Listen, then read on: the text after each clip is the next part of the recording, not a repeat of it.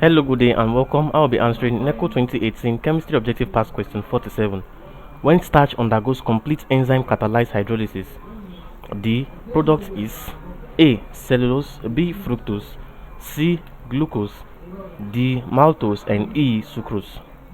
Now the question is that when starch undergoes complete enzyme catalyzed hydrolysis, complete enzyme catalyzed hydrolysis. Hydrolysis simply means addition of water, so to break the bonds now between the components of starch. Now the product is, now a typical example of this enzyme catalyzed hydrolysis occurs in the mouth, whereby the enzyme present in the saliva hydrolyzes starch. It hydrolyzes starch. Like we know, the enzyme present in the saliva will catalyze this reaction of hydrolysis. So it hydrolyzes starch into maltose.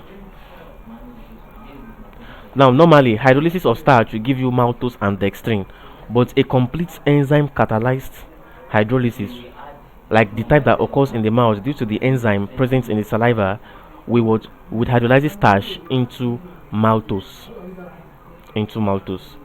So therefore maltose is the correct answer. Now looking at this, option E says cellulose. It will not give what cellulose, because cellulose already on its own is not a component of starch. Then B says fructose. So, and it is not it will not be given when starch is fully hydrolyzed. C says glucose, which is also a monosaccharide, also will not be given when starch is hydrolyzed. So maltose is what produced when starch is hydrolyzed by complete enzyme catalyzed hydrolysis. So the answer to this question is option D, maltose. Thank you and God bless you, and subscribe to the channel for more videos and past questions.